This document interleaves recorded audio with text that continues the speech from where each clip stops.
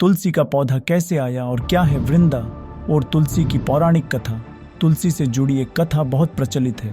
श्रीमद् देवी भागवत पुराण में इनके अवतरण की दिव्य लीला कथा भी बनाई गई है। एक बार भगवान शिव ने अपने तेज को समुद्र में फेंक दिया था। उससे एक महातेजस्वी बालक ने जन्म लिया। यह बालक आगे चलकर जालंधर के नाम से पराक्रमी दैत्य राजा बना। इसकी राजधानी का नाम जालंधर नगरी था। दैत्यराज कालनेमी की कन्या वृंदा का विवाह जालंधर से हुआ। जालंधर महाराक्षस था।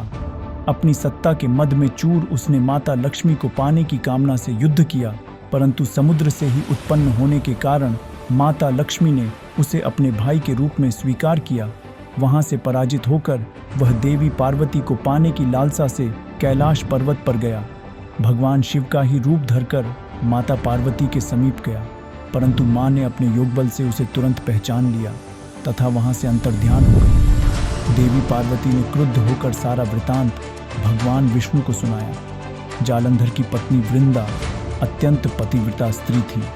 उसी के पतिव्रत धर्म की शक्ति से जालंधर न तो मारा जाता था और न ही पराजित होता था।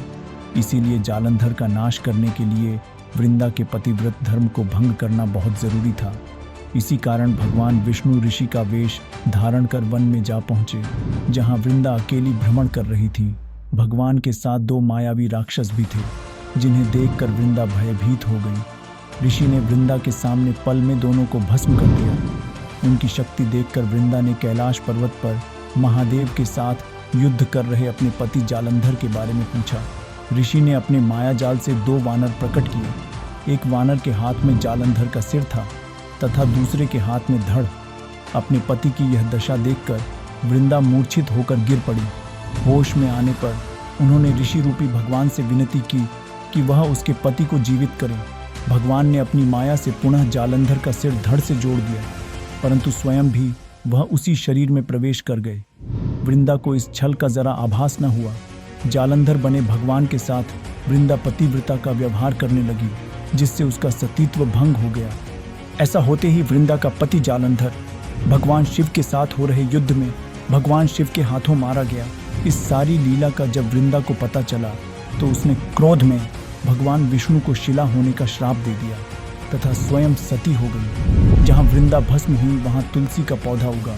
भगवान विष्णु ने वृंदा से कहा, हे वृंदा, तुम अपने सतीत्व के कारण मुझे लक्ष्मी से भी अधिक प्रिय हो गई हो। अब तुम तुलसी के रूप में सदा मेरे साथ रहोगी। जो मनुष्य भी मेरे शालिग्राम रूप के साथ तुलसी का विवाह करेगा, उसे इस लोक और परलोक में विपुल यश प्राप्त होगा। कैसी लगी आपको माँ तुलसी के बारे में ये जानकारी?